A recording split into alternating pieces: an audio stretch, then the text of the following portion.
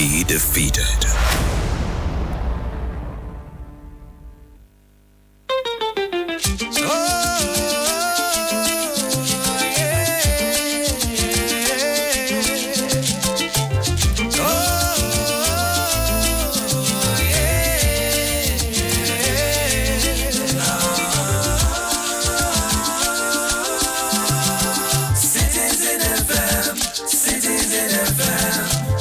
Join our hearts to build a nation of our dreams. Citizen FM, Citizen FM. Your problem is my problem and my joy is your joy. Citizen FM, Citizen FM. Make we join our hearts to build FM. Citizen FM. Shiki. Citizen FM Abuja.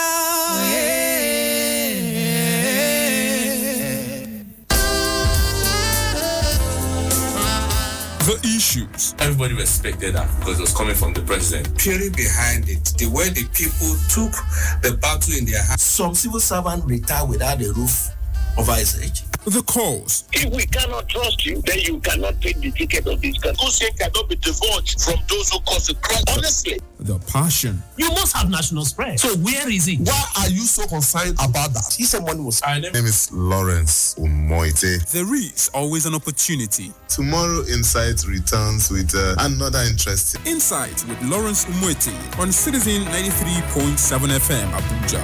Be part of the experience.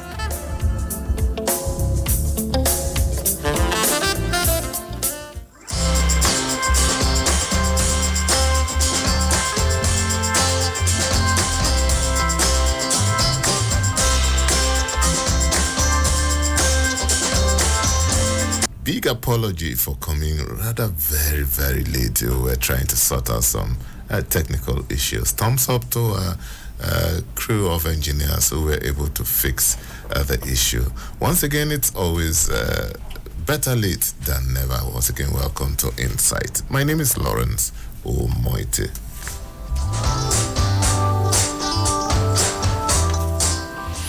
Today, our spotlight is on a subject that strikes at the heart of Nigeria's future, at the state of university education and the fight for access to quality education for all Nigerian students.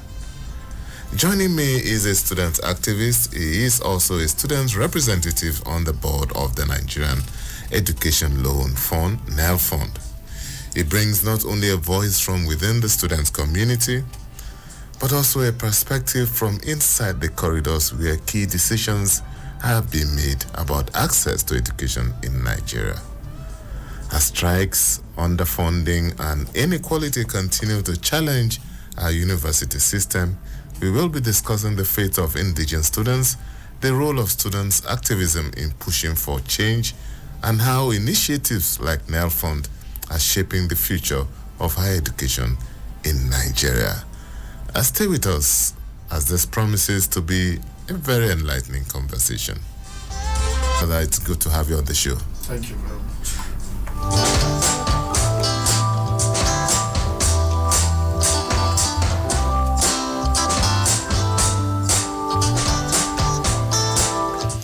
All right, in case you're joining us, it's still Insight on Citizen 93.7 FM. You can join our live stream on YouTube. Type in Insight and you can listen to us and watch us live from our studios here in any part of the world. You can also listen to us online on www.citizenfm.ng.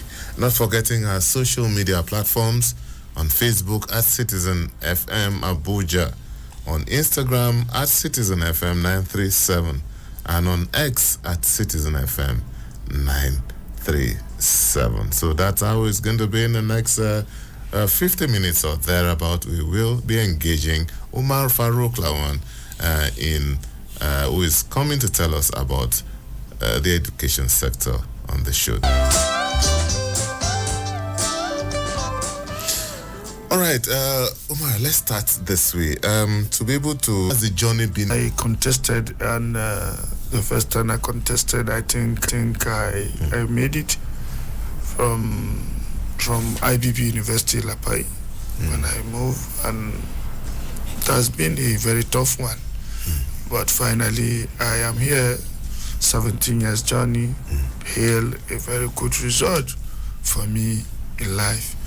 Activism is part of me. It's in my DNA. I work so much to see students all over the country have quality education. And today we give glory to Almighty God, the President, Commander-in-Chief and Chief of all Armed Forces of Federal Republic of Nigeria, Alhaji Bola Ahmed Tinubu, deem me fit that I deserve to be in the board of the NELFund so that I can enlighten the students that there is free education in your doorstep. So there's no reason for Nigerian students or for young Nigerian will tell you that I don't have money to go and acquire education. So we give glory to Almighty God. And the journey has been very tough. The road is not straight. The road is not easy. The road is always rough. Every successful man you see on this world have passed through the good, the bad, and the ugly. All right, I'm so happy to hear that. Umar, we will talk about NELFund in details later, much later. But for now, let's stay with your activism. When people look at you, now I'm sure a lot of students, a lot of people, young men and women will be you. But just like you said, the road was rough. Were there times you were thinking of giving up on this activism? Yes, there's a time that I even thought I'm not going to survive it. This hard time that even the government, federal government of Nigeria is looking for me. But finally, I stood my ground.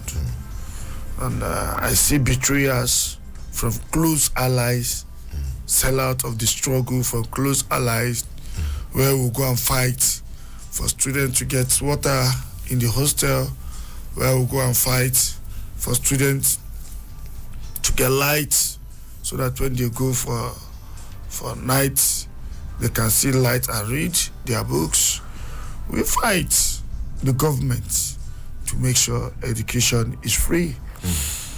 But the betrayers among the so-called comrades that are not comrades, they are just impersonating.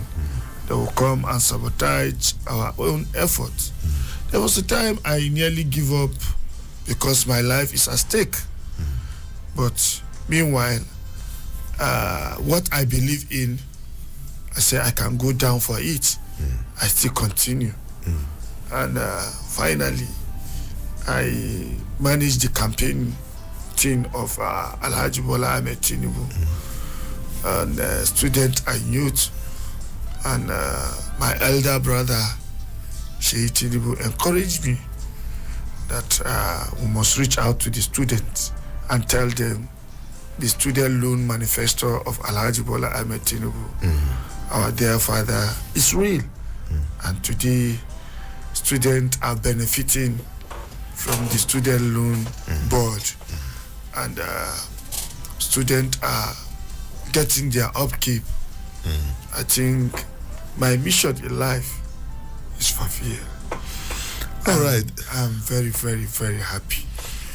Okay, Omar, you know, over the years, when people hear of student activism, what comes to mind is protests, rallies, sometimes riots, and in some cases even find cultism that are also being talked about when you're talking about student activism. How would you describe the current state of student activism in Nigeria today? Yeah, as a matter of fact, when you talk of rally, protest is part and parcel of student activism.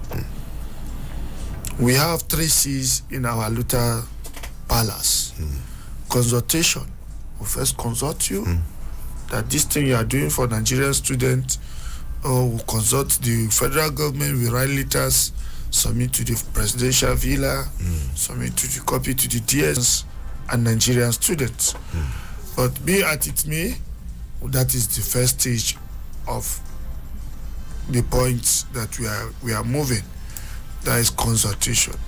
Consolidation, we still remind you that we are not okay, we are not good, we are not fine.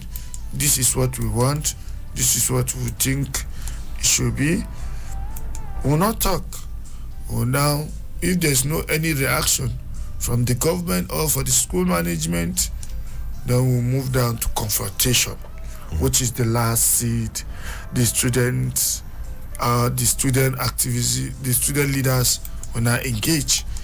The last stage is confrontation. That is where we enter the streets and we start saying, shouting, Aluta continua. Victory is certain.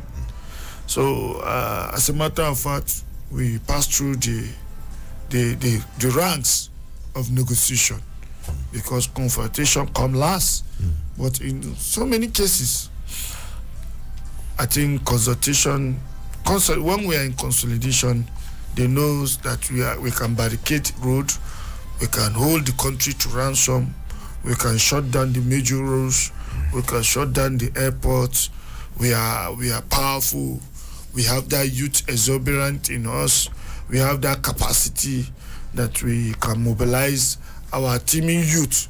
You know, when Congress and the TUC is because Congress and the TUC is because we are youth and we are in our tender age where we can do an eloquent and to do and undo. But this is, I believe, Nigerians knows that we are the best when it comes to protecting the citizen rights. But sabotage along the way, people will sabotage you, police will throw you tear gas, soldier will shoot, sometimes we lose some of our students in the course of these things. So we look at those things from the life angle, that we don't want to miss any student, we don't want to miss any of our young Nigerians, because we don't know what they will be tomorrow. So we go for consolidation for the round table. But when it's come to the peak, we move in the streets. That is where we don't have any fear. We don't even respect anybody we meet in our road. We don't even believe that people will now hit us. People will kill us. We face the gun. We face the police, and we fight. But now technology has come. So many student activism, they are weak now because let's say, is it technology that make it so? But we are still pushing. We are still in the field. There are stories of the Ali Moscow during the SAP era, during the military era. The student unions were at the forefront of calling for the protection of human rights, defense of citizens, and they were very much loud in terms of national discourse. But today, would you think that kind of influence still permits our students' unions across the country today? Else, what you see them drive, unlike those days where student unions were Spartan in outlook? Yes, as a matter of fact, being in the student unions now, that is why you see the student unionism is a little bit active. The government and the student leaders now, there's what we call change. Change means this is changing for good, because even the president, commander-in-chief of all armed forces of Nigeria, has deemed it fit to see how he can support the student movement, and because we have student loan on board, and I don't think any student activist will go and say the current government is not doing well. But I believe that things has changed. And driving SUV, I don't think there's student leader till today that is driving SUV. But having cars, yeah, is something, because you must move from point A to point B. And I believe that life should not continue in analog way, and things must change. And this is a 21st century, which a computer age, where somebody will be in his own comfort zone and be controlling Instagram pages, Twitter, WhatsApp, and so many things.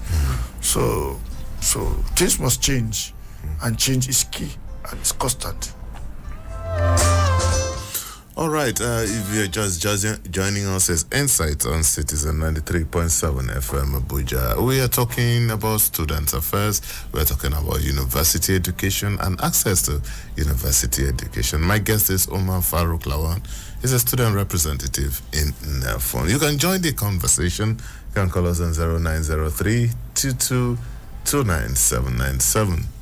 You can also call us on 0818 2222 205 or 0818-2222-206. Any of the numbers. You can also send us a WhatsApp message and let's talk. If you have any question for Umar Farouk Lawan, who is the students reps in NELFON. Okay, Umar, let's go to NELFON now. And we know that, yes, you are the representatives of the students on that board. With you on that board, what difference does it make for the Nigerian students? Yes, as a matter of fact, with me in NELFON now, I think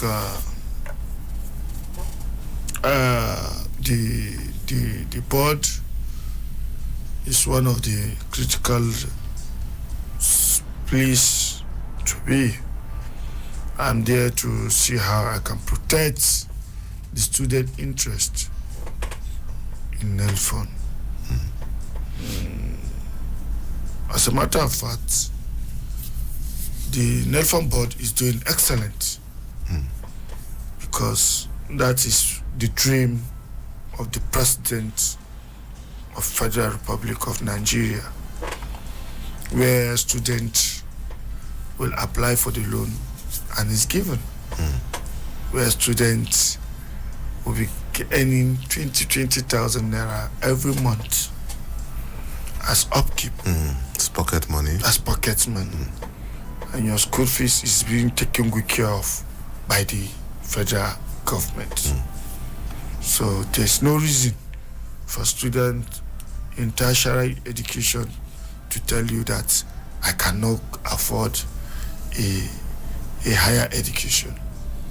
So I think we are moving around the whole campuses to see how we can sensitize Nigerian students to apply for the loan, and students are applying on a daily basis. Okay, Umar, let's do this.